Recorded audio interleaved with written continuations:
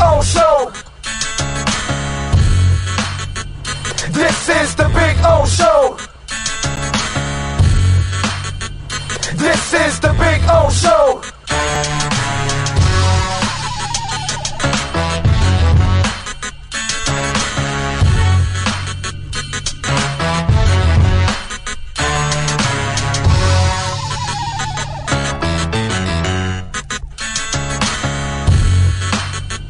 This is the Big O Show.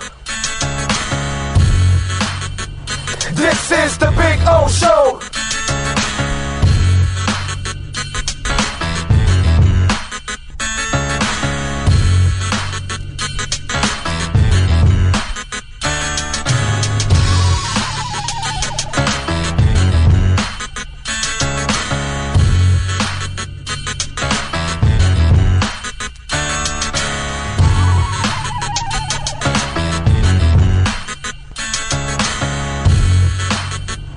This is the Big O Show.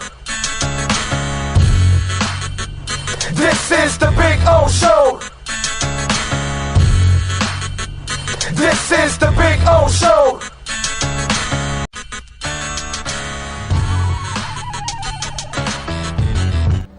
You know, I tell you guys all the time about Cutter's Edge Pro, man, and what they did with our backyard and made it a pure oasis. That's our Sylvester tree right there. A beautiful day, providing a ton of sunshine. We've got one exactly like this out in the front yard, and it is absolutely gorgeous.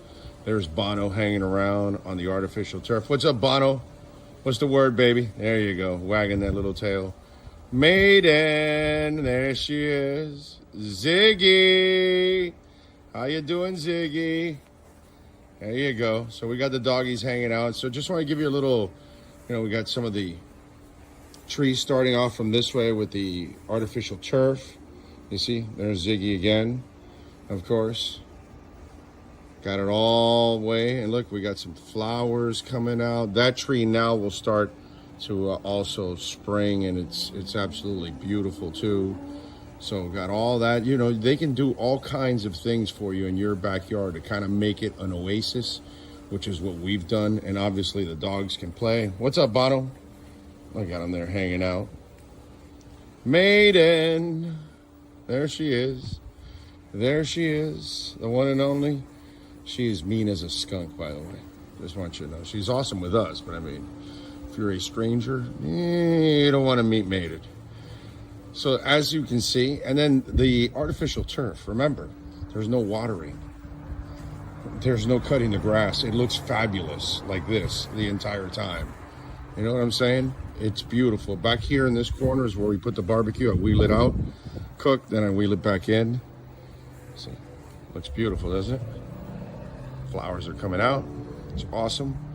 And then when I want to play a little golf, there's my putting green down the side, which is a beautiful thing. There's one of the holes all the way to the other side where Bono is at. All lights up. It's really beautiful when it lights up. See, we got the rough. Got several. Got one on that side. Got one over there in the corner. Where Bono's leaving. Got rough all over the place, man. Just in case, you know, you get the ball trapped in there. That's it. That's another swing. Right, Maiden? So, check it out, cuttersedgepro.com. Make your home an oasis. Make your business, your HOA complex, condominium, you name it, they got you, bro. They do it all. All right? They can cut your trees down, and the artificial turf, I swear by it. Really easy to maintain, and it looks just absolutely freaking beautiful. Cutter's Edge Pro. Right, Ziggy? Weldon Rayom has more than 62 years of litigation experience handling insurance disputes. They're committed to resolving even the toughest insurance claims quickly. Call them for a free consultation. 954-966-4646. At Weldon Rayom, they don't get paid unless you win. Property damage claims to your home, business, or condo as a result of a hurricane. Welton Rayom can help. Water, mold, fire, smoke damage, Welton Rayom can help. Call 954-966-4646.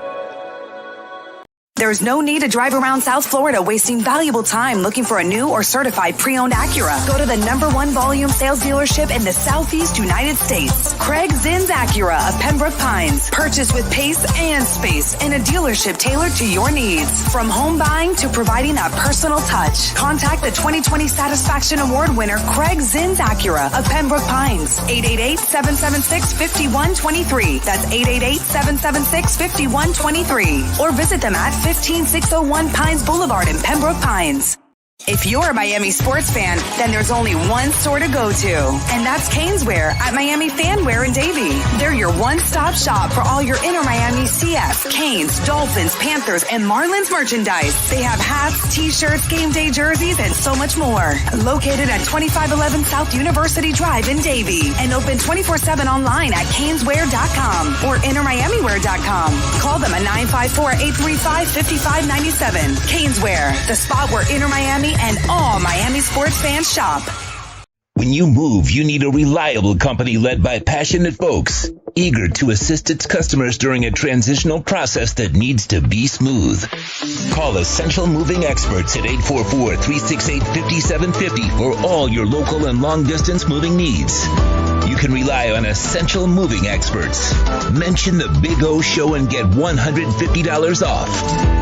Family owned and operated, they offer free 30-day storage, full-service moving, fully licensed, bonded, and insured. Moving was never so easy. EssentialMovingExperts.com.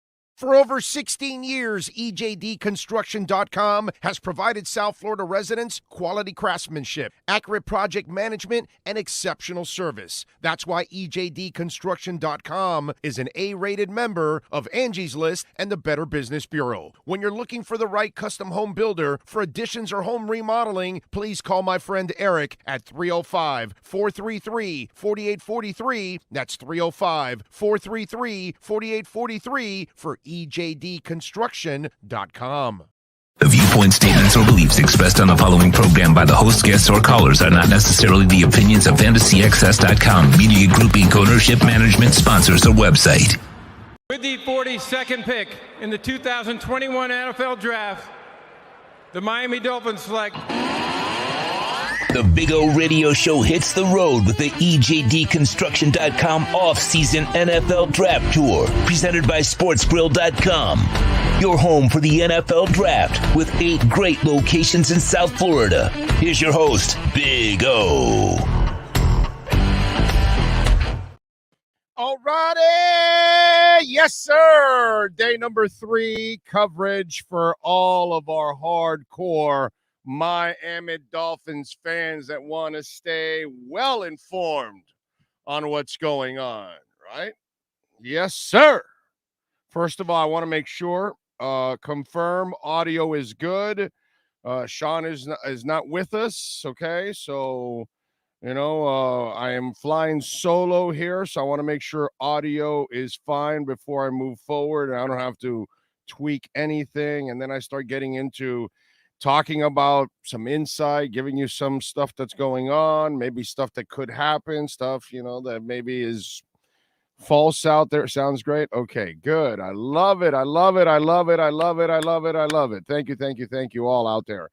All right. So you got your tackle just taken right now. Ryan Hayes, offensive tackle from Michigan, taken with the 21st pick in the 7th round, 238th overall, the 6'6", 298 offensive tackle. Good for the zone, by the way, because he's one of those guys that actually moves pretty well, can, actually get to the second level, that kind of stuff. So Actually, not a bad project for a 7th-round pick. We'll see if he can even make the roster and or even make the practice squad. That's what 6th and 7th rounders. You're hoping they can be a special teamer. You're really good if they're depth for you, or they could end up on the practice squad where a year later or two they're figuring out their way onto an NFL roster. We won't know. 6th or 7th rounders, you're kind of 4th, 5th, 6th, 7th rounds. You're starting to throw a whole bunch of darts, when it's all said and done. So it is what it is. But hey, how are we feeling overall? I know it's probably going to be an unhappy feeling, and I'm going to explain some things today that are maybe they're not going to make some of you happy. I think those of you that maybe are level-headed, and if you've been listening to this show, sometimes we give you clues. We just sometimes you got to just kind of read through everything going on. And so anyway, the Dolphins yesterday ended up getting Cam Smith, the corner, out of South Carolina, 6'1", 180. They love this kid, okay? And I'll give you an example. One of the guys that we were all talking about, yesterday at offensive tackle was Devon Jones. You remember? So last night when I got off the air, I started to call people. And I said, what the hell is going on with Devon Jones? Why did he drop so far? Because he's such a mammoth human being. And I would say about three out of the four guys that I talked to about Devon Jones, they told me he doesn't love football. They're convinced he doesn't love football. And so if he doesn't love football, no matter the talent, they're afraid that they've got to convince him and motivate him to play and stay and keep an edge and those kind of things. Daryl Gardner went through that a lot, where he just didn't have the motivation. When Daryl Gardner wanted to blow shit up, Daryl Gardner blew shit up, okay? Like, blew shit up in the way that I have rarely ever seen defensive linemen in the history of my life. Like, he had the opportunity of being like a very poor man's Aaron Donald in today's world. Not to get to the sack so much, but you know how Aaron Donald just like disrupts shit right in the middle? Daryl Gardner can do stuff like that every once in a while. Stuff that you would like, holy crap, what did he just do? And he would just destroy a play. But there wasn't a lot of that with Daryl. And that was the problem. Then that was the problem with Daryl Gardner, that you had to try to convince him, yo, dude, you're built like Adonis. You move like a deer. You've got the strength of a tsunami. So what's up? Why aren't you this ultimate badass? I remember before I became a Marlins fan, then we got the Marlins, right? Obviously down here in Miami, we didn't have a baseball team. So I was always a Philadelphia Phillies fan. And grew up as a big Mike Schmidt fan. And so, analogy to go with it. The Phillies once had this prospect by the name of Wes Chamberlain, okay? And I don't know if there's any Phillies fans out there that are older Phillies fans, and they remember Wes Chamberlain. Wes Chamberlain was like, dude, built like Adonis, dude. Like perfect, like an athlete that you like, wow. And then he was all on the runway team. He looked great. The plane looked great on the runway, from a distance. Wow, that's a beautiful plane. And then when it tried to take off, it fell apart, exploded, whatever, that kind of shit. And that was Wes Chamberlain. Wes Chamberlain was a guy that you knew he had all the gifts, but he just could not put it together. I remember the Heat in the expansion years had a kid by the name of Sylvester Gray. My God, you talk about a gifted human being, but he couldn't polish it up. Harold Miner was like that too. Very gifted, could not polish it up and become that player. So they're worried, NFL people, and that's what happened to this tackle. And while he is as big as a mountain, can actually move pretty well, they're not, and it's like the tight end. Darrell Washington. Apparently, the HIPAA stuff, that's the other thing that I was talking with, and they're like, oh man, sometimes we may know some stuff about medicals, but we don't want to really share because we could be part of a lawsuit. And so they're worried so apparently Washington's, there's some concerns with the knees. And that's why he was not considered earlier in the draft, no matter what the talent is. It's not like the issue with the tackle with DeJuan Jones that see, Cam Smith has some maturity issues. Okay. Damn, didn't I tell you 15 years ago about another corner with maturity issues? Okay, I'm sorry. Anyway, so Cam Smith has some maturity issues, right?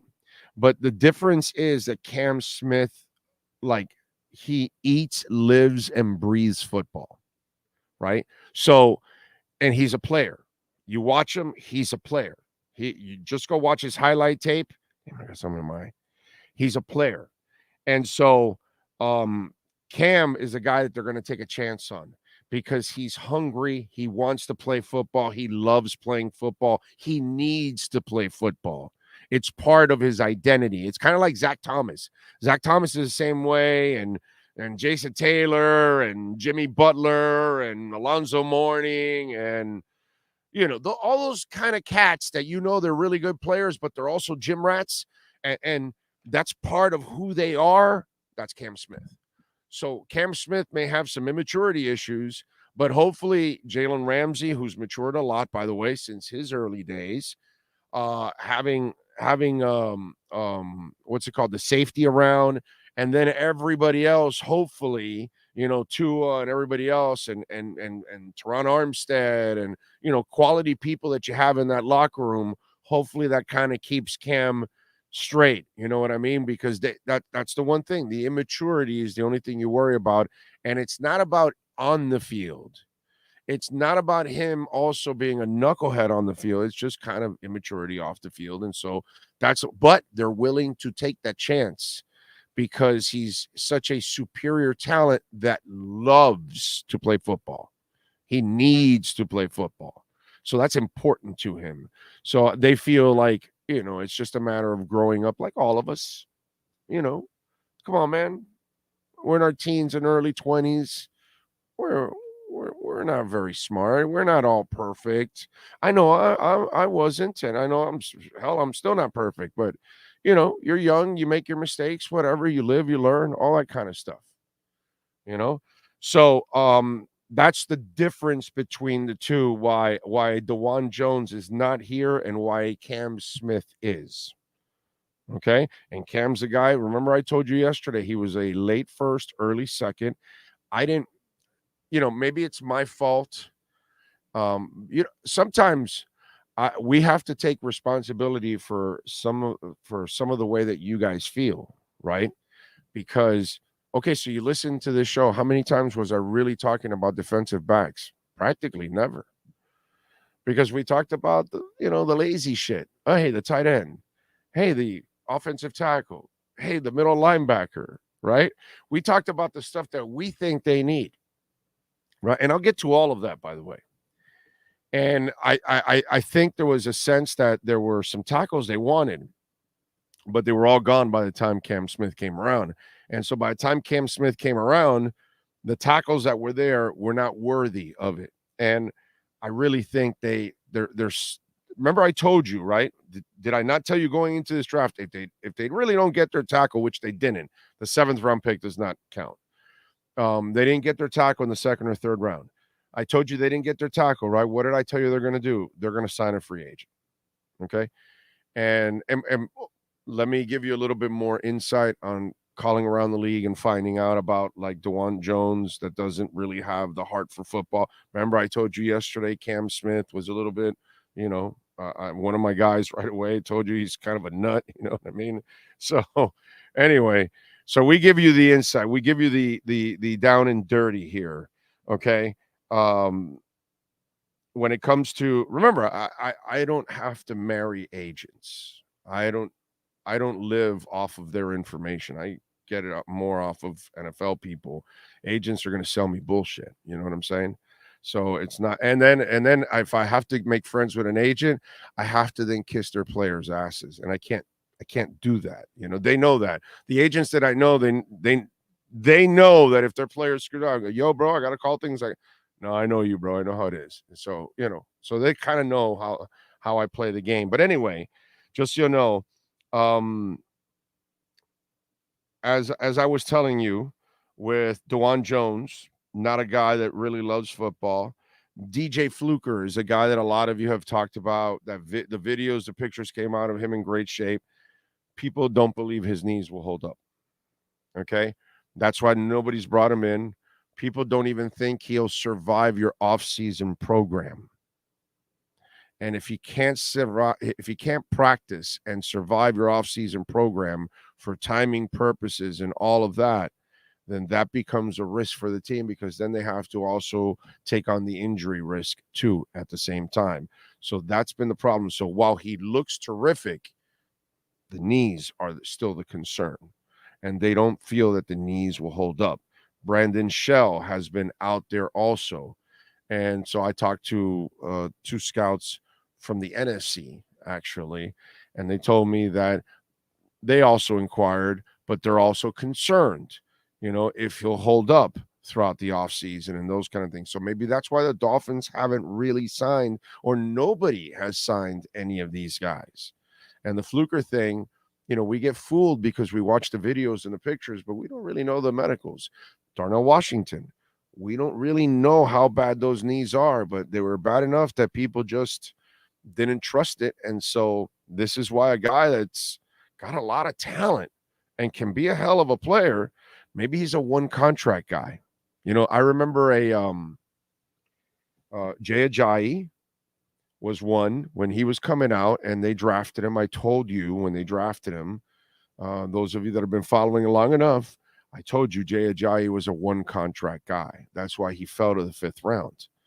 And because that one knee was so practically bone on bone, I believe, or maybe it was already bone on bone, but they felt because he was young, he can tolerate it.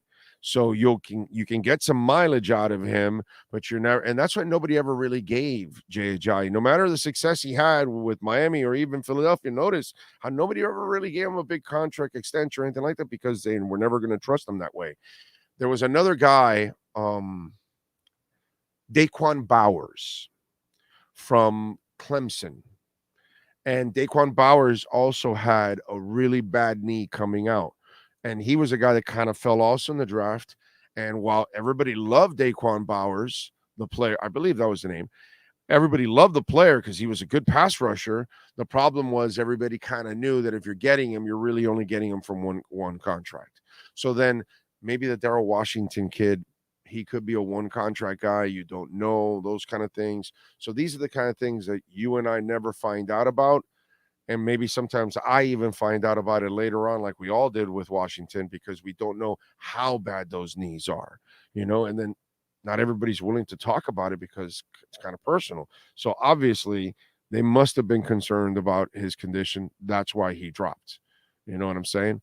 So it's different things, different strokes for different folks. So that's where Fluker and Shell. I know that they contacted, there's been talk about Taylor Lewan. I think Cameron Fleming might be the better option out of those. If I had to guess, I would go Fleming is the way that they end up going, I think. What else do we have going on? Devon Achane. Okay, so let's get to some of the other stuff now that happened here. So Devon Achane got picked in the 3rd round, 84th overall. Texas A&M running back, 5'10". This is a guy with deadly speed. And if there's a theme that Mike McDaniel has given Chris Grier, is find me speed. So from Tyreek Hill to getting Mostert to adding, you've got a project tight end in Tanner Connor that you're also going to. Why? Because he's here. He's a project because he's got speed. Okay. And now you add a Devon Achane, who's not really going to be a major running back for you because you've got two guys already in Mostert and Wilson, but they both dealt with some injuries throughout the year. So you need a third guy. This guy is a more multi-purpose type guy. One, will he get maybe 5-10 carries in a game? That's kind of what I'm figuring, something like that. He's kind of one of those kind of change of pace guys, right? And then obviously deadly coming out of the backfield as a wide receiver, and then deadly as a returner. You need a returner. You got to improve your return game. Your return game sucked last year. You need somebody with some wiggle. You need somebody with some speed. Achane is a guy that can change directions, definitely stretch the field. So this is a guy that's going to help you on special teams, be a third complement to your top two backs, and then catch balls out of the backfield. That if you send Mostert and Achane out of the backfield with Waddle and Hill, that is the fastest offense in the NFL. Okay? So that's why, and here's the other thing, folks. Do you like Mike McDaniel? Are you a fan of Mike McDaniel? I'm a fan of Mike McDaniel, right? Do you like Vic Fangio? Do you think that was a good addition to add one of the three best defensive coordinators in the NFL? I think it was a great idea to add one of the three best defensive coordinators in the NFL. If one of the three best defensive coordinators in the NFL becomes available, unless you're just a cheap owner, it behooves you to go hire the guy. So you like it, right? This is a draft that's influenced by your coaches. The coach needed another corner, he felt, in order to do what he needs to do to have the cover defense that he needs in order to force people into mistakes, because they force you into dinking and dunking and force you to be perfect. Then you've got the offensive coach that says, I need more speed out of the backfield. My third guy is not enough. I need help on special teams. Find me a guy that's a dual threat that can help me out as a running back, as a receiver, and as a returner. And here it is.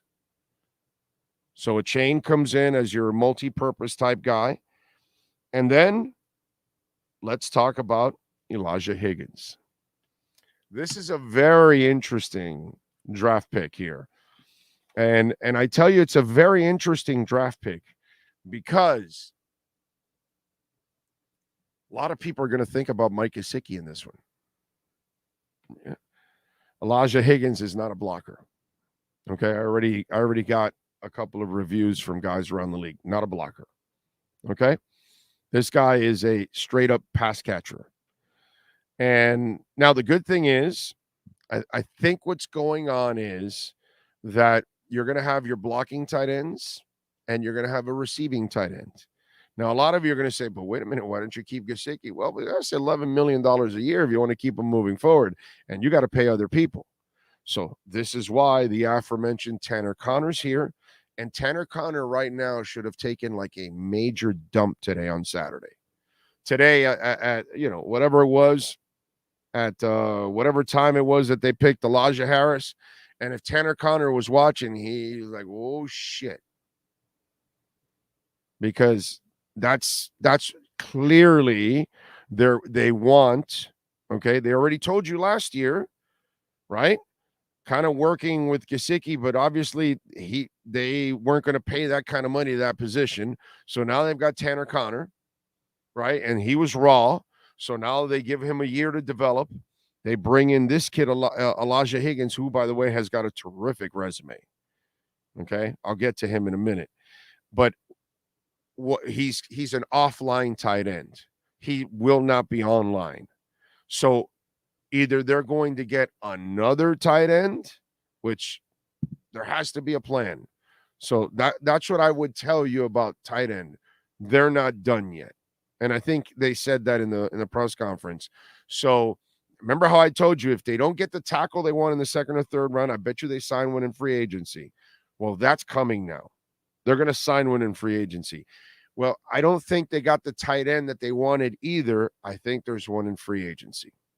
There must be something there must be a plan. Okay. So we have to slow down, wait. Right. We have to wait because you don't know who the hell Kader Kohu was until he showed up. And you didn't know Nick Needham was until he showed up. And you didn't know Zach Sealer was until he showed up. So sometimes there are guys like Robert Jones that come out of nowhere and they end up helping the team out. And they show up and they're undrafted, they're free agents. Brandon Shell comes in the middle of the season and all of a sudden becomes a guy that helps you out.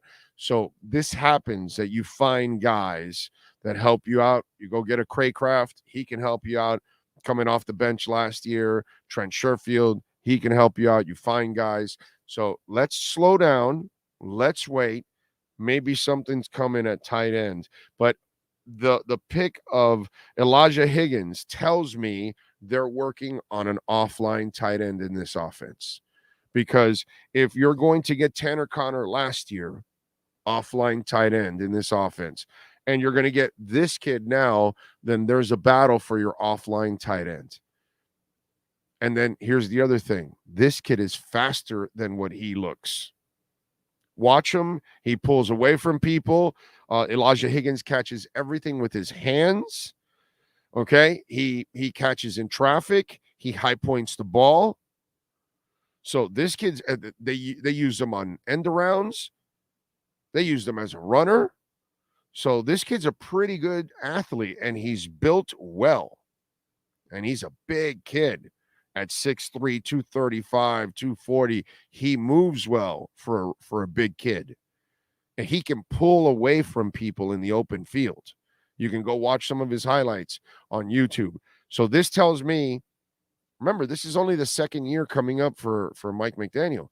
Do you think he's got his entire team in place? He didn't have his entire coaching staff in place, right? He has to keep finding coaches, and he's going to keep changing up. And then the talent wasn't here all at once. You're going to have to turn things over. So he's looking in his mind, he's going to have pass catching receivers out of the backfield, because that's what Jeff Wilson can catch the ball. Mostert's exceptional at catching the ball, and A is an absolute beast at catching the ball. Now you're going to see that they're developing all those different layers. I'm going to get back to more of this, but we've got the man, the myth, the legend, Alain Poupart, baby. He is ready, and I've now got to get ready here by finding his open.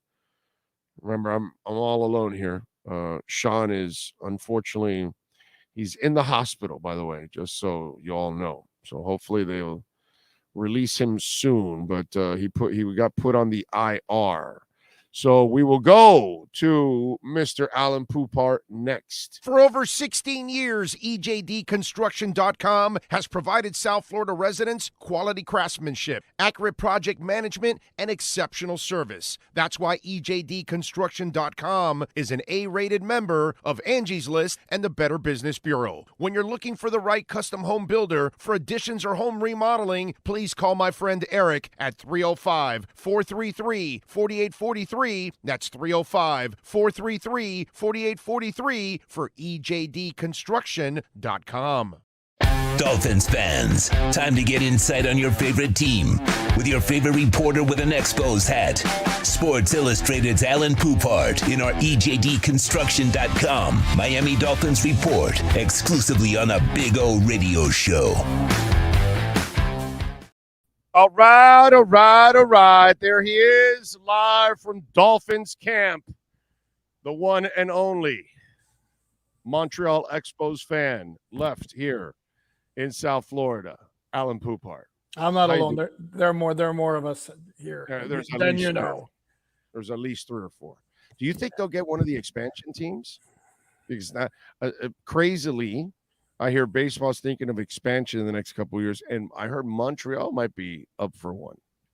I know they're jonesing for a team, and that's all fine and dandy, but if it's going to be a bare bones economic operation as it was toward the end of their first stint in Montreal, then it's like if you're not willing to spend, it's not. I don't want to have Marlins North. Yeah, I don't give us Jeffrey Loria part 2. Exactly. I got you. That makes a lot of sense. All right.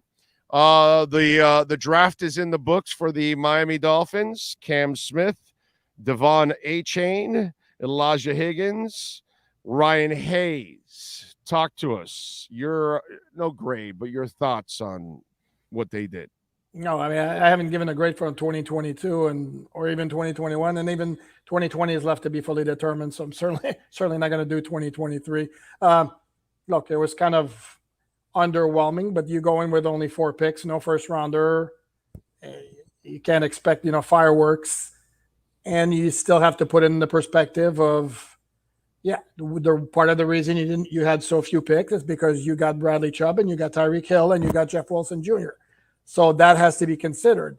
In terms of the players they got, I like the Cam Smith pick. Both, I think for immediate, I'd be very disappointed if he didn't make an immediate impact. And for the long term, this guy should be a future starter. Achane is, if you want to call it, for lack of a better term, a kind of a gadget player on offense. He's not going to be he's never going to be an every down back. He doesn't have the size for it. But if he turns into, I don't want to use like Darren Sproles, that kind of guy. I mean, he's bigger than Darren Sproles, but that kind of particular weapon on offense. Right. It's another dimension you add to an offense that didn't really have that, even though we've talked all along about how we do like the running backs they brought back from last year, but they don't have that explosive pass catcher, like Achane, and who also can do some kick returning, I would imagine. I believe he has a kickoff return for a touchdown out of Texas A&M. So. And that's the other thing. They needed help on special teams. So he's kind of like a guy that can help you out in multiple areas. I'm sure the special teams coach is happy because they need a guy like that on special teams. So that'll help out. And, what's he going to get? He's like a 5-10 kind of carry guy in a game. And then you're going to throw the ball out of the backfield. Mm-hmm. The interesting part is you think about Achane and Mostert coming out of the backfield, and Waddle and Hill. Holy crap. That's a lot of speed. That's a lot of speed on the field at the same time. And by the way, backtracking a little bit, I didn't mention the 6th or 7th round picks because, barring exceptions, usually those are guys who are they're going to play a big role as rookies. They may or may not make the 53-man roster. So unless there's something very, very unique about either one of them, I have it. Go ahead. I have it. I was filling the folks in on it. Go ahead. Okay, so last year, they acquired a young man who possesses a lot of speed at the tight end spot, and they have stashed him. They brought him out twice, and he dropped the ball twice. Do you know the name of that gentleman?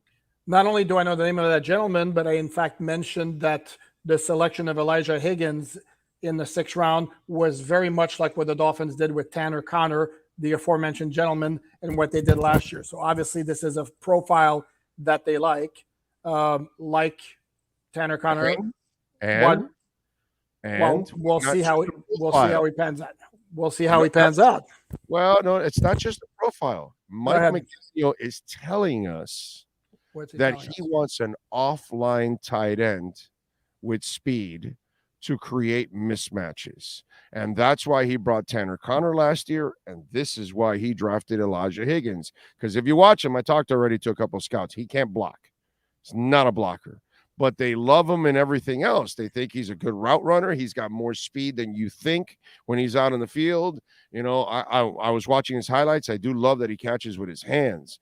That's one of the things that stood out to me. He does catch in traffic. He does high point the ball. So I think he's trying to develop I think Saubert and Durham Smythe and Smythe are your inline tight ends. And I think Tanner and Higgins are fighting to be the offline tight end.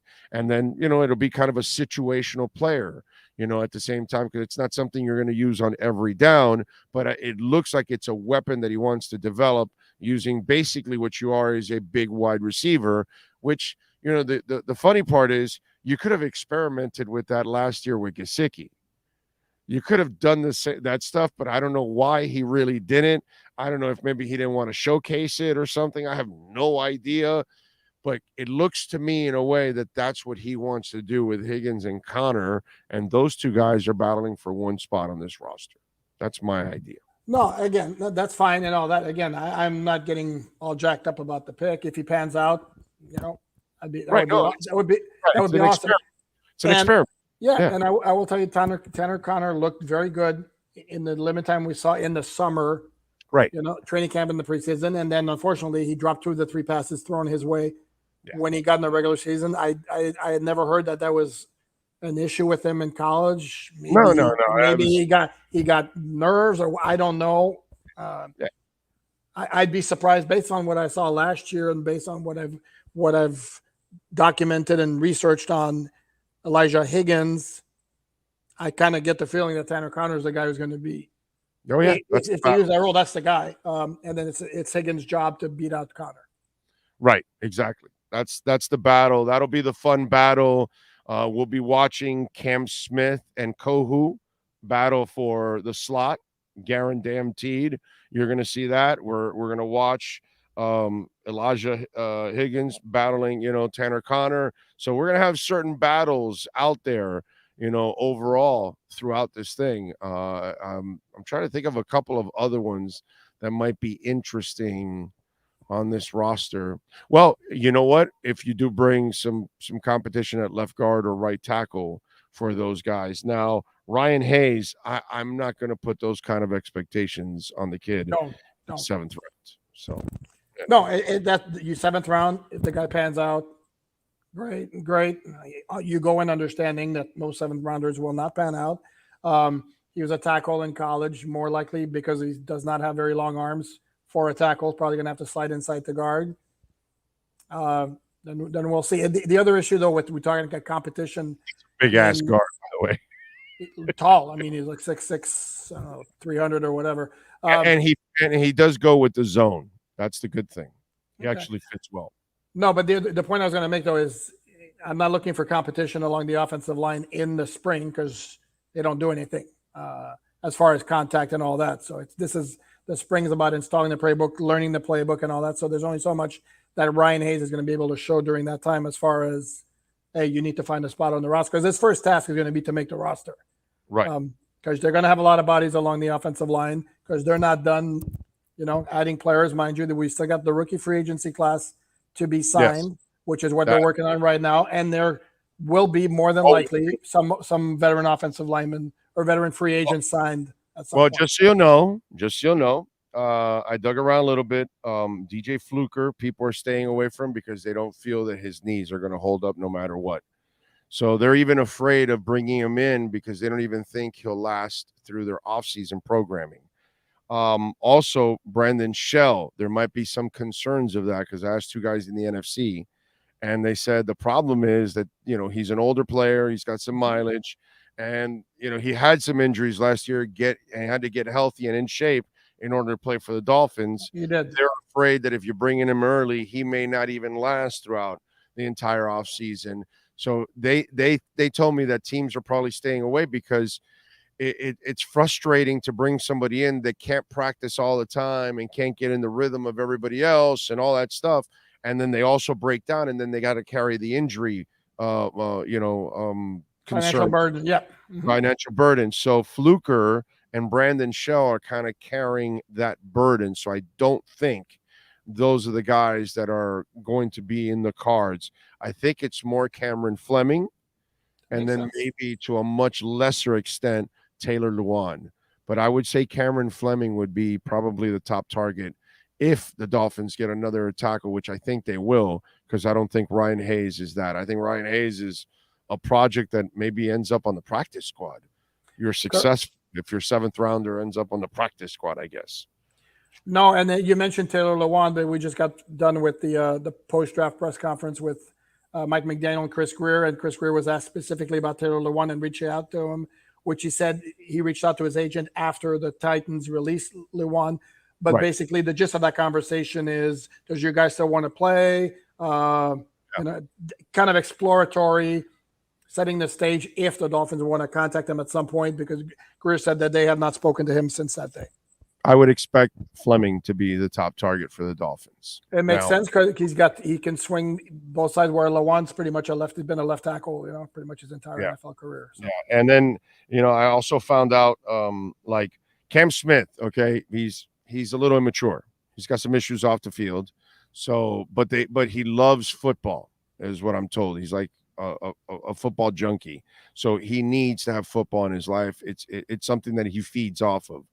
The problem, like DeJuan Jones, another guy that I thought was, pretty talented, that maybe you can take in the third round or maybe in the second round.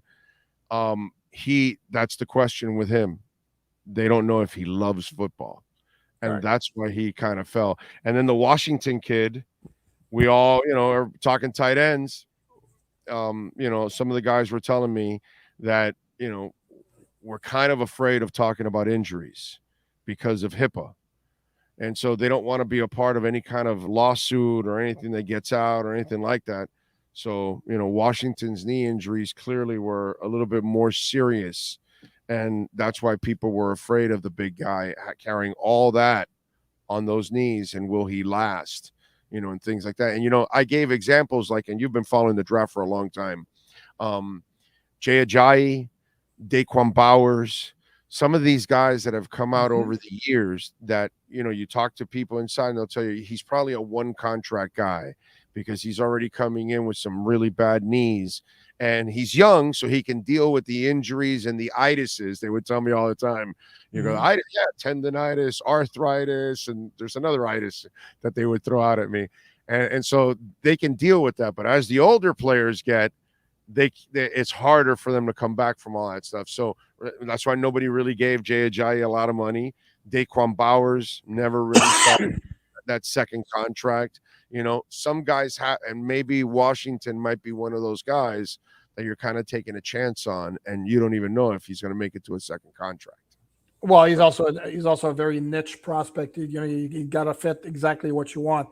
And the Jay Ajayi is a great example because based on talent, he would have gone a lot higher than the 5th round. But everybody knew that his knees were ticking time bomb, for lack of a better analogy. You remember Daquan Bowers was the same way. Yes, Clemson, yeah. Yeah, same thing.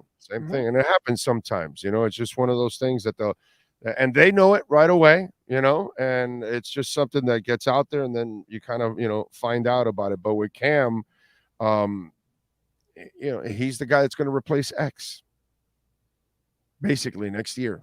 In a perfect world, what you were trying to do with Iggy, you will now try to do with Cam Smith. Oh, I want to address this, by the way, since you mentioned Iggy, because Chris Greer was asked about the 5th-year options for both Iggy and Austin Jackson. Hear me out, because I want to explain what happened. And he was told, we haven't made a decision. We're going to go back here after we're done and talk about it. And here's the translation. There's no way in hell we're exercising the 5th-year option, but I am not going to declare it publicly and say, no, we're not doing it. We'll just let the deadline pass and let everybody figure out that we didn't without necessarily putting it out there. Trash players, bro. Correct. And he wouldn't even. But at that moment, if he says, no, we're not picking it up, then you're basically, the media then has a field day with it, and it's just trashing a player. So he's better off playing this game and stretching it out, and then it's painless and seamless. You know what I mean? And that's it. And I mean, we all know they're all improve-it contracts. So what the hell, bro? We know they're not coming back. No, but even then, he could have said, and I agree with you, that's not Chris Zemo at all. He even said, no, we're not going to go ahead and do it and leave it at that. And that would not have been trashing the player. But then chances are the follow-up question would have been, how disappointed are you that you aren't able to do that? So for him, it was simpler to just say, we haven't decided. And when May 2nd comes and goes, everybody will see that they have not picked up the 5th-year option. And that's the Dolphins' answer. You could tell in that press conference yesterday that Achane draft pick was all Mike McDaniel. Just like I'm sure Cam Smith was Vic Fangio saying, no, I need another corner to run my defense. I saw the tape on Kohu. I saw the tape on Need. No, I need another guy. I don't think those guys are outs. I need an outside guy. And that's why they went and got Cam Smith. A guy that can swing in and out because they have to have that. You know what I mean? So if you want to, I don't know whether you want to slam Chris Greer or not. Clearly, Chris Greer was catering to his coaches who are trying to develop their sides of the football. No, and I'm not going to criticize him for doing that because it's kind of what you do. It's kind of what you do. Correct. Did you work as an operation? You work as, as a team. Now, if if the offensive line is a major issue in 2023 and there's a guy that the Dolphins could have had in the second or third round that they skipped because of that, then we can easily come back and say they messed up. But for the time being, and you're absolutely right, Mike McDaniel clearly loves speed, which is why when the idea of Tyreek Hill, then again, any coach in the NFL, when the idea of Tyreek Hill was brought up to him last year, would have been, yes, please. And then he's looking at this guy who's another speedster, and Mike McDaniel's mind's probably going like this, the things I can do with him, Mostert, Tyreek, and Waddle. Although Greer was quick to remind you that he got Drake also. So, and he brought in Waddle. So he does like his own, he's also a speed guy too. But, man, Mike McDaniel, it wants the fastest offense in the NFL, because if you think about it, if you are successful with either Connor or Higgins, and you add that with the speed you have at back, the speed you have on the outside, holy shit, dude. That's insane, bro. Yeah, I mean, the only thing you're slow here, is Smythe and Salbert. But if we're gonna be honest about it, the offensive line has to do its job as well. So no, and it's interesting too. Talk about the transition, because what was Mike McDaniel when he got here? The reputation was like the running game guru. Right. Now he's the speed guru. Yeah, exactly. Yeah, well, because the game evolves. And he's a smart guy who you give him toys to play with, and he's going to create something. Right, and he sees it a little different, but you can tell that there's a blueprint that he's trying to develop.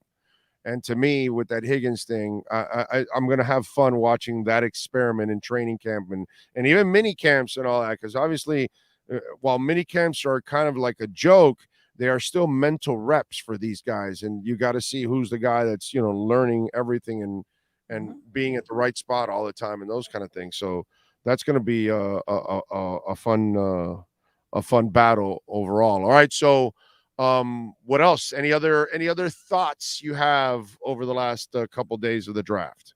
Yeah, I will give you one thing, and not to knock the Higgins pick, because I know you obviously love it very much, but I'm pretty sure, unless somebody's going to point out I'm completely wrong here, that the Dolphins could have taken in the 6th round Andrew Voorhees. Yeah. Knowing that you're not going to get anything out of him in 2023, but that the guy was, you're getting a steal for the future. And I think that would have been good usage of that 6th round pick. He wasn't there anymore in the 7th round because Baltimore took him. I was like, yeah, that would be a really, really nice pick. That would have been a great gamble. Yeah. So a phenomenal gamble at that point. No, that one can't be argued. If he does turn into a player, it becomes one hell of a bargain, whoever ends up getting him. So yeah, no, I'm with you there.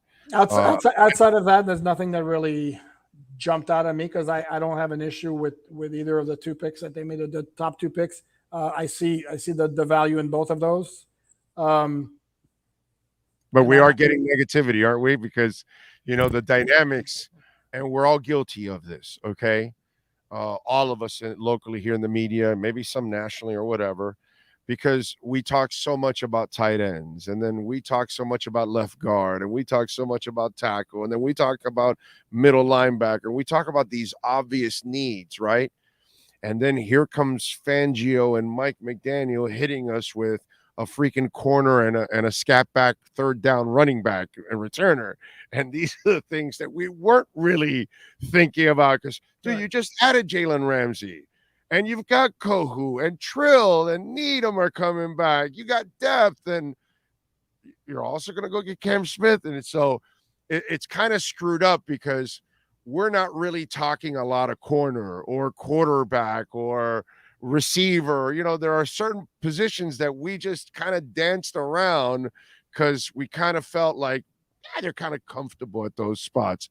So we kind of feed the monster, and then the fans kind of eat it all up, and then they also go with the obvious, like the rest of us, and then here they go with the curves. And I'm sure you got the emails and the texts and everything else. Tons hated this draft. Yeah. But here's the thing: is in a perfect world, what with the intersection of your pick is your biggest need with your best player. That's the ideal pick. And how often does that really happen, that you're going to be able to match both? and then you have to choose. I'd rather take the best player than reach for a need and have a player who doesn't pan out. And we have a recent example, which we just discussed, and that's Austin Jackson, because they overreached for him because they really, really, really wanted a right tackle. I would make the argument in 2014, they had the 19th overall pick, and they really wanted a right tackle, and they took Jawan James, who was a solid NFL player, but not 19th overall pick solid in my book. So, and again, this is one of those, let's come back in 3 years and talk about how this draft panned out. But to sit here right now and say they messed up because they didn't get a tight end or a tackle with their first 2 picks, that's premature. Right. No, I'm with you there overall. All right. What do you got going on Sports Illustrated, my friend? So Dolphin fans can catch up with the rest of your draft coverage and undrafted free agent coverage coming up here in the next 24 hours, 48 hours. Correct. We'll be all over this as we always are. I'm going to go, as we're done, wrap up and provide the analysis of the 7th round pick. Omar Kelly is going to do an overview picture based off of the post-draft press conference. Tomorrow, Omar and I are going to do our post-draft podcast, which will be available on alldolphins.com and on YouTube as well. All right. Good stuff. As always, appreciate you, my man. Thank you. We will catch up throughout the week, my friend. Yes, sir. And go Panthers tomorrow night. Yes. Big ass game tomorrow night. Let's go Cats, man. Alan, appreciate you. Thank you. You got to have a great rest of your weekend. Thank you, sir. You be safe. Follow him on Twitter at Poupart NFL. And don't forget, alldolphins.com. Bookmark it. Remember, you're not an official Dolphins fan if you don't bookmark alldolphins.com. That's what officially makes you. You can buy a jersey. You can buy season tickets. You can buy a hat. You can buy club seats. You can buy parking. You can buy all kinds of things. But if you don't bookmark alldolphins.com, there's no way you become an official Dolphins fan. You've been listening to the EJDconstruction.com Miami Dolphins Report with Sports Illustrated's Alain Poupart. For additions, home remodeling, and custom work, call Eric at 305-433-4843. EJDconstruction.com is your custom home builder and general contractor you can trust. 305-433-4843. A sweet win for the Panthers. That victory cigar, yeah. Some of you Dolphin fans, you're not like. I'm gonna light for this draft. I'm gonna light a victory cigar for this draft. This Cam Smith kid apparently is pretty special. So let's see how he develops. Remember, you can make a donation through Cash App or Venmo at Cash Big O Show. That is Cash Big O Show at Cash App or Venmo. Jose Lucas. And remember, you can make a Bitcoin donation through Cash App or Venmo. Send your questions, your comments, your insults there. But of course, you can do it on the Super Chat. Like Jose has got it. He says Gronkowski did say a coach called him to play. Yeah, I don't think it was the Dolphins. That's not the guy I think that they called, but that would be pretty funny. But I'm going to hold off, and I'm going to say they must be planning something. There must be something else coming. Okay, I told you what I think maybe would happen in tackle. We'll see what happens at tight end. I told you before the draft what was going to happen at tackle. If they don't get their guy in the 2nd or 3rd round, they're gonna sign one of those guys that they've talked to throughout the offseason. I think it's going to be Fleming. I think Luan is a real long shot, to be quite honest with you. True Finn fan, thank you for the love on the Super Chat.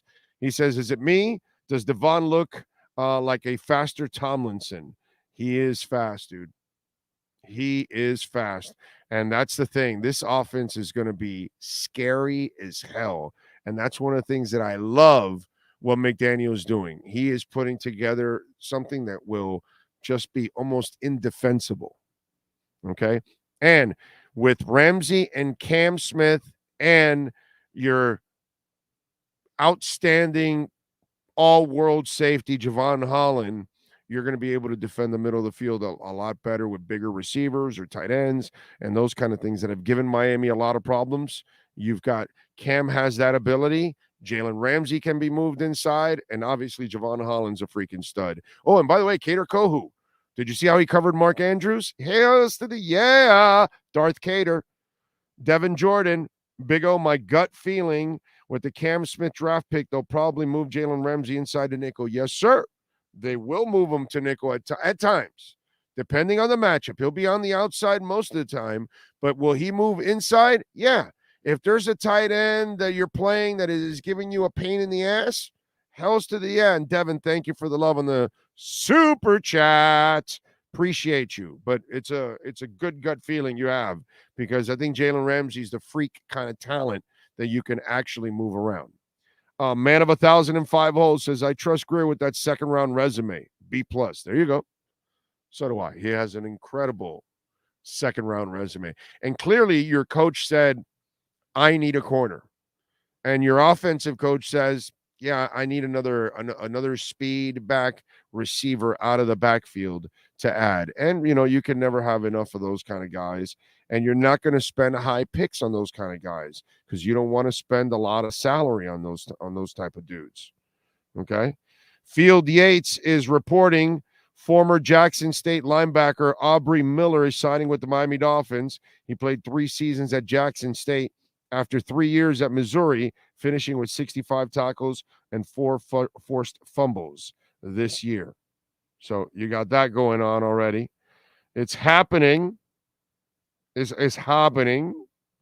They're already starting with the I love training camp even more than ever. Well, not true, because back in the day they were hitting a lot more. But I love training camp now because I always love finding out about those undrafted kids, because those undrafted kids, you used to like discard them, and now you're like, holy shit, this guy may be a player. He may be what's it called? He may end up being somebody that makes an impact. All right, we got 666 people, the number of the beast, watching right now. Let's make sure you hit that like button, okay? It's really important you hit that like button for us.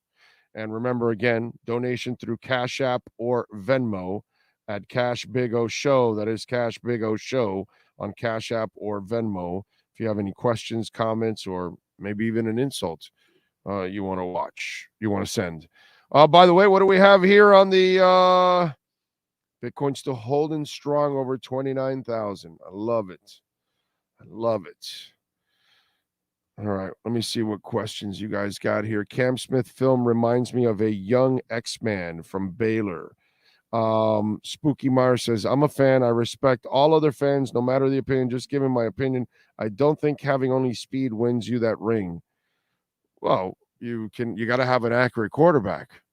You got to have an offensive line. You got to have a defense. You got to have good coordinators. You got to have an owner that'll spend. You got to have a front office that'll find talent at any time of the season. In the draft, post-draft, free agency, in the middle of the season, while you're having injuries. I think Miami has that. They did a really good job last year, and they had a bunch of injuries. If they have a lucky year, like a lot of the great teams that end up going deep, that, they stay relatively healthy, if they get those breaks, I don't know why you wouldn't think that the Dolphins could do. I don't understand really the way that people are kind of negative about the Dolphins. I think the Dolphins have everything to win the title. Yeah, I said it. They got it. They got the offensive coach. They got the defensive coordinator. They got enough talent. They need the quarterback to stay upright. But yeah, it's not just speed. The offensive line is incredibly important. It's important that Bradley Chubb plays up to the first-round pick that you didn't have this year. It's super important. There's a lot of things that have to fall into place, dude. Jason Sanders has to return to form like he played in the final month of the season. Not the way he played for like the last, I don't know, year and a half, where he scared the shit out of us, where we didn't know what the hell he was doing when he would get there. You know, there's a lot of things that have to take place, my brother. You know what I'm saying? But I kind of like what the Dolphins have right now.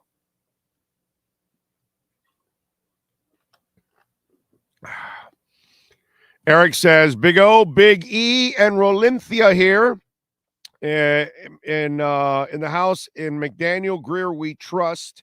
They've earned it. Sean is in our prayers. Yes, please, everybody. Go Dolphins, Eric and Rolinthia. Thank you. Thank you. Mesquite, Nevada. Thank you. Thank you. Thank you. Appreciate it. And yes, prayers for everybody for my man Sean. He does feel better today. He was hurting big time yesterday, and he had to admit himself in the hospital yesterday, like half hour before I went on.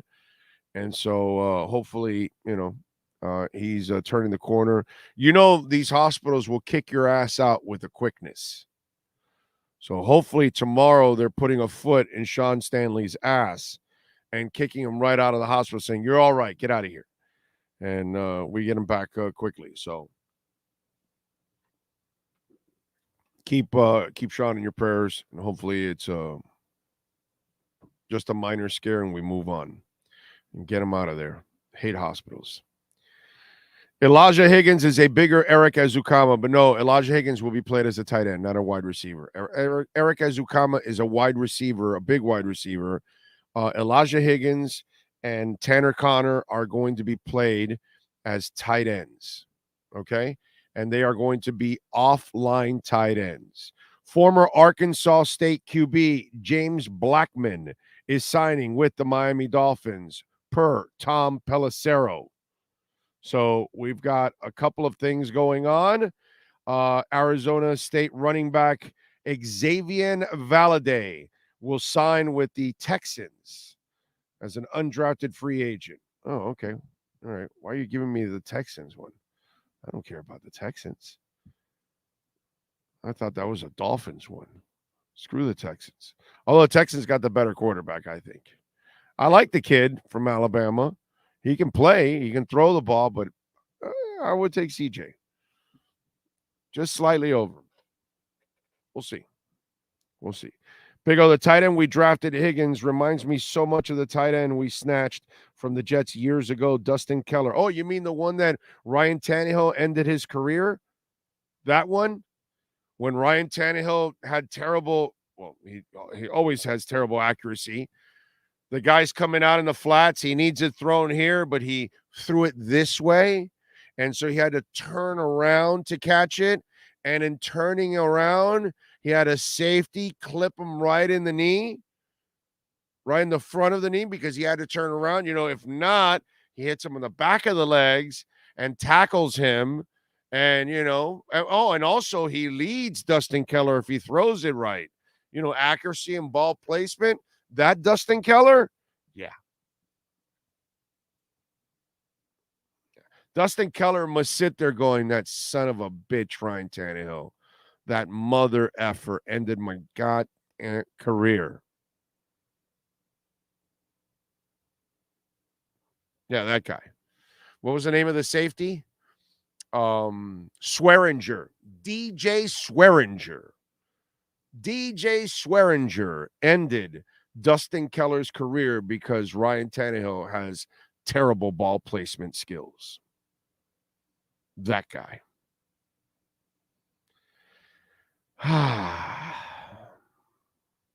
Let's see. What else do we have? UDFA inside linebacker Jeremy Banks should be brought in. I think they should bring you in, Eros. You would be a good middle linebacker for us. True Fin Fan says Keller's knee injury was brutal.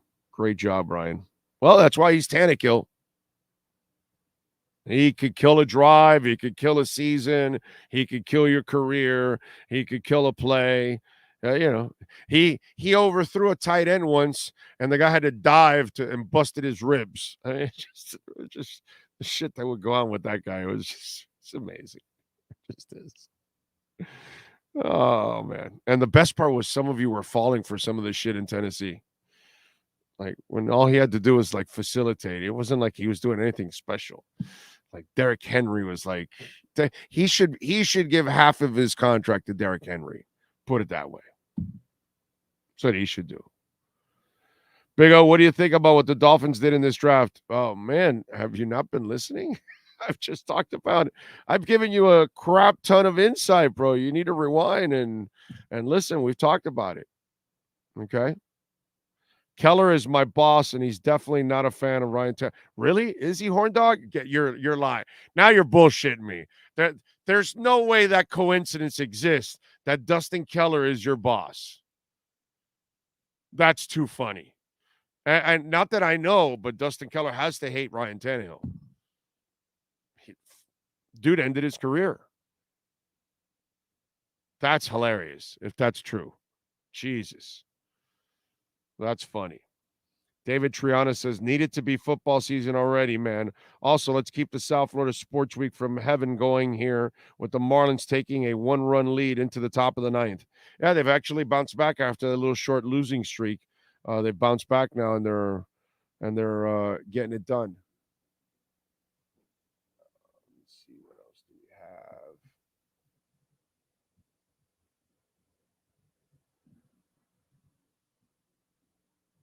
Okay, all right. By the way, that motley crew, holy crap. Was that an embarrassment? Did you guys see Motley Crue singing Kickstart My Heart? This is the reason why I've told people, don't go pay for that shit. That they're stealing money. The Motley Crue, Def Leppard, like Def Leppard still sounds good. Joe Elliott can still sing. But my God, Vince Neil is garbage. And I listen, I'm a fat guy too. That guy was singing one song. He was sweating like a whore in church. Did you see him? Wow. Holy crap. Wes Schaefer says, I like our draft, but if you add Bradley Chubb as a first rounder and Jalen Ramsey as the third rounder and Jeff Wilson, the fifth rounder. Okay. Okay. Bradley Chubb, Jalen Ramsey, and Jeff Wilson are part of this draft. Let's not get spoiled now. Let's not rip the general manager now. The general manager got you Vic Fangio this offseason. Okay.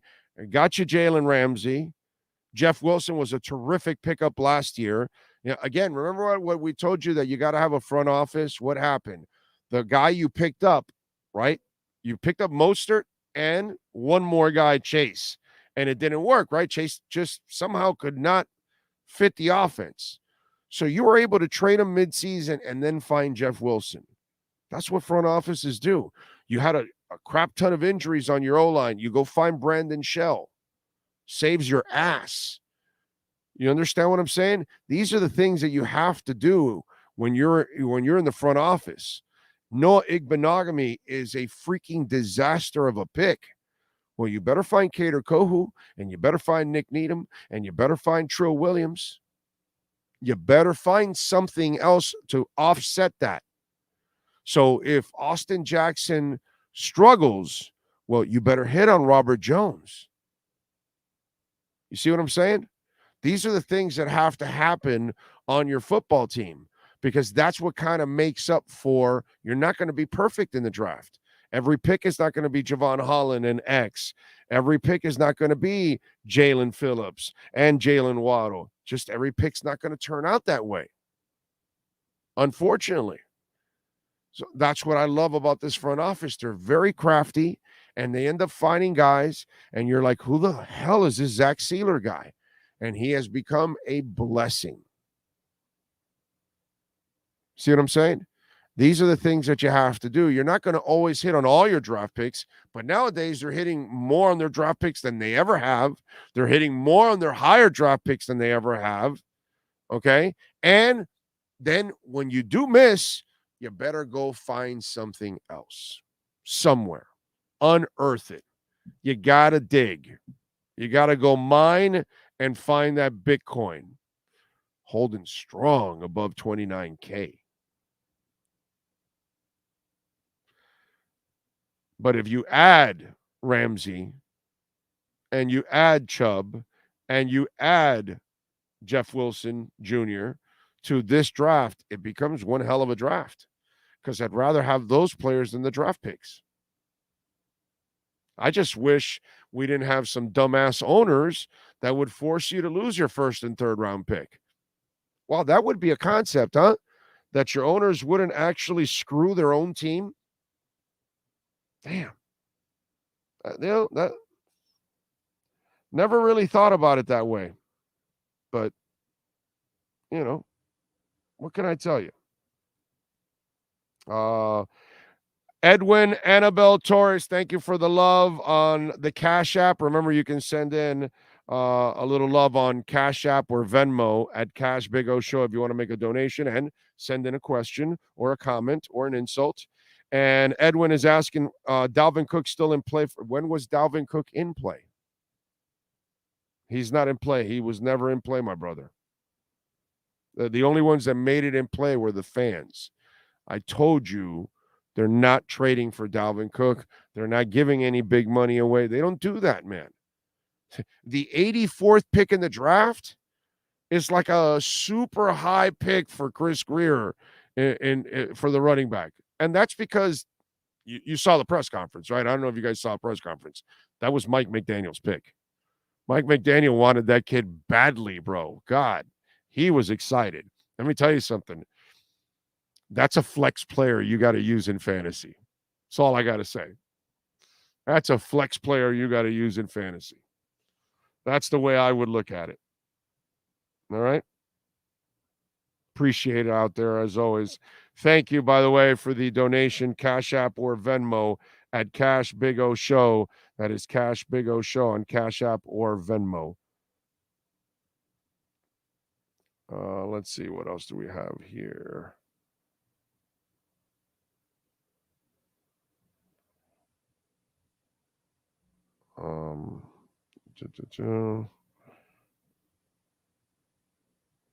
Okay. All right. Big O, do you think McDaniel gets more conservative on offense with the run, or does he really get in his bag and Wallace with something super aggressive? Oh, I think he'll run more. No, I think he'll run. There's no doubt he's going to run, but he is going to load up with that offense, bro. Damn, dude, you should get a shrink to help you with that Tannehill issue. It's just like Tua, the haters, y'all see what you want to see in anybody. Well, Tua won a national championship, you idiot. Did Tannehill win a national championship? No, he got benched. He was turned into a receiver. Are you seriously comparing Tannehill and Tua? Do you think they're even in the same stratosphere as passers? Yeah. There's a reason why Fox News can lie to millions of people and they're stupid enough to believe it. A guy like you must be one of those dumbasses. Wow.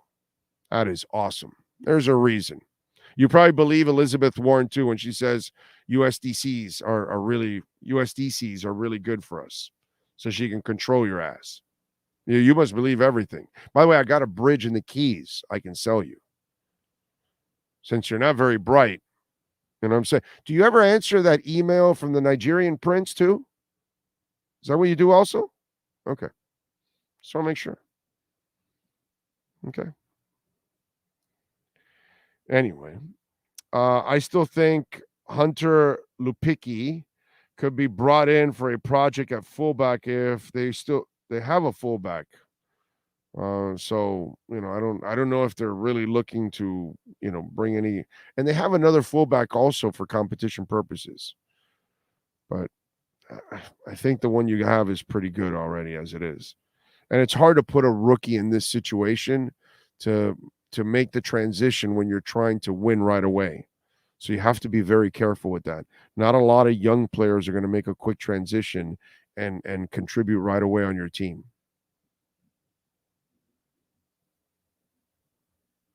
Okay. Let's see. What else do we have? The Los Angeles Rams selected Toledo defensive tackle Dejon Johnson as the last pick in the 2023 NFL draft, making him Mr. Irrelevant. Yep, Mr. Irrelevant. I was thinking about this. So the last pick of the first round, should you be Mr. Relevant? Because you're the last pick of the round that is a sexy round for everybody. San Diego, the Dolphins are signing San Diego State center Alamane Ulavi.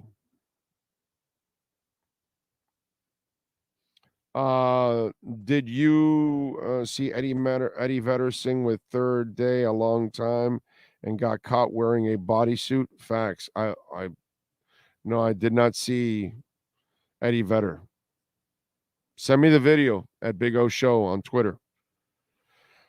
My grandma's dad, a Nigerian prince, she wanted to help. We have to have an intervention. Well, that guy's ready to answer the Nigerian prince's email.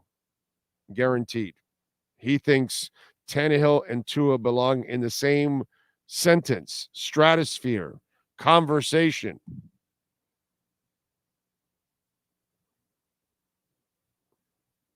Which is beautiful.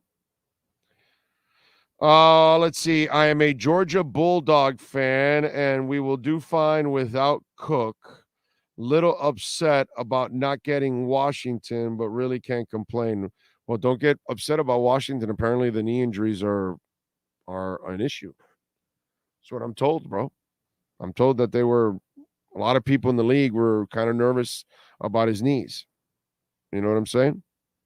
So that's, what are you going to do? Let's see. Why is Gibbs a top 12 pick when his size would not seem to indicate? Well, that's, I don't, unless you're Barry Sanders, you're Jim Brown, you're Derrick Henry, you're Walter Payton. There's only a few of those guys over the history of time. Unless you're one of those, Jim Brown could play and dominate an era. So could Walter Payton. So could Derrick Henry. Those kind of dudes. Okay, because there aren't a lot of guys from Jim Brown's era that will really necessarily translate to this football. There'd be a lot of guys that would struggle. A lot of the interior linemen would struggle in this football because the guys are way bigger, stronger, and faster nowadays, right? But Jim Brown, like Will Chamberlain, like Derrick Henry, there are certain guys that have, like Barry Sanders, they have this skill set that can play in any era. Okay, you find me a running back like the kind of guys that I'm talking about, then I'll take that guy top 10. But the two guys that they took at 9 and 10 this year in the drafts, Bijan and Jameer, that's not Barry Sanders, bro. That's not Derrick Henry. I'm taking a Magic Johnson of running backs. I'm taking a Michael Jordan of running backs. I'm taking a Wilt Chamberlain, a Kareem Abdul-Jabbar of running backs. If I'm not getting Hank Aaron, if I'm not getting Mike Schmidt, if I'm not getting Ken Griffey Jr., if I'm not getting, you know what I'm saying? If I'm not getting that kind of running back, I think it's asinine to draft any running back in the top 10. In fact, I think it's asinine to draft any running back in the top 20 nowadays because they're not even worthy of a second contract. Most of them, you will not give a second contract anymore. So that's my problem with all of this. So to me, it made zero sense what Atlanta and Detroit did yesterday. Zero. None. Now, if you're a Super Bowl, I said this yesterday, if you're a Super Bowl caliber team and the only piece you're missing is a running back, then okay, take Bijan and take Jameer. But last time I checked, are the Falcons or the Lions a running back away from a title? No. No. No. Come on, man. You know, who are we kidding here? So that's the problem. Anyway. What else do we have going on here? I think we got some other news skis going on. Let me keep you updated on some of this stuff here.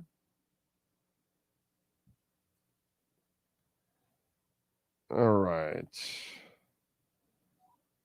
The Dolphins have signed tackle from Michigan State, Jarrett Horst, who, by the way, was the first pick in the USFL draft. The Dolphins have signed defensive tackle Anthony Montalvo from UCF. We told you about signing Alemana Ulave, $65,000 guaranteed, according to Aaron Wilson. He's from San Diego State. They are signing Jackson State linebacker Aubrey Miller. Arkansas State quarterback James Blackman signing with the Miami Dolphins. Let's see what else. And by the way, Aubrey Miller played 3 seasons at Jackson State after 3 years at Missouri, and he finished with 65 tackles and 4 forced fumbles this past year. So there you go. You got some of the signings that are coming in here in the NFL. Tom Pelissero is reporting that USC defensive lineman Brandon Pill is signing with the Dolphins on a deal that includes a $100,000 guarantee per his agent, David Cantor. Okay. So David is X-Men's agent also, I believe, if I'm correct. So we are keeping up with this and telling you anything else that's going on. That's about it, I think, right now. I mean, it'll keep trickling in some of these free agent signings. Let's see, what else do we have here? Oh, trying to use that Cash App to send donation for Sean. What am I entering? Cash Big O Show. That's the address. Cash Big O Show. Send it in. Cash Big O Show, baby. Thank you. Appreciate it. Very nice of you. Very kind. But yes, Cash Big O Show is what you send in if you want to make a Bitcoin or a, if you want to make a Bitcoin donation or anything else, a Cash App or Venmo. Greer reached on the 2nd round pick because his son's college teammate, LOL, told him. Exactly. That's what it is. He went completely on his son. There's no way that the tape was given at all to Vic Fangio. No, it was all the son, of course, because Derek, you're that freaking stupid to believe that. Okay. It's all right, bro. It's all right. Some of you out there, it's like, you really don't get it, you know? What the son is a backup. Like, say so, you hung around him. Is he an idiot? Is he a moron? No, Dad, he's actually cool. He doesn't really get in trouble, this, that, and that's it, bro. But obviously, it's one of those things where they probably were looking at the tape and seeing everything that he did. And I would think that Vic Fangio is the one that approved that deal more than anything else. They probably gave him a couple of guys, and he said, I love this guy. Pick this guy if he's there. Some of you out there, man, I swear. It's like, you come up with the silliest shit out there. And maybe it's, you know what? Maybe you just hear like some other, reporter or YouTuber say it. And then that's why you repeat it or something. But it's, come on, man. If anything, the son is kind of like a spy. That's it. And then the son, oh yeah, no, this guy's a waste. He's an idiot. He's lazy. He's this, he's that. And that's all.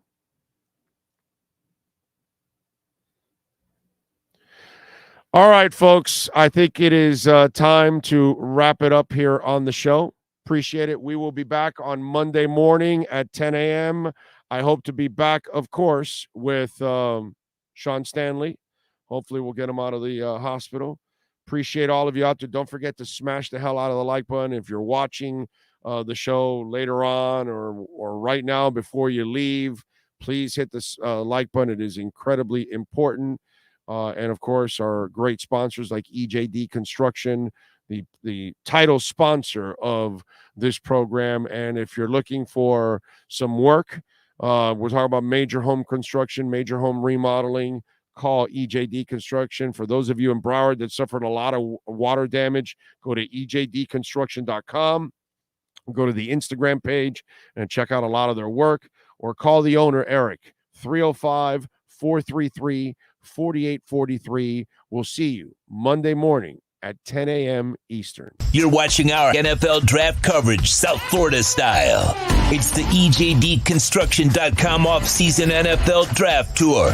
For additions, home remodeling, and custom work, call Eric at 305-433-4843.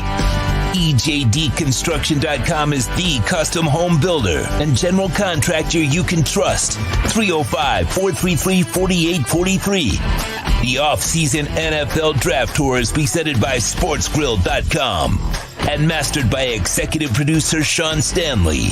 Please search and subscribe to the show on most platforms by searching Big O Radio Show.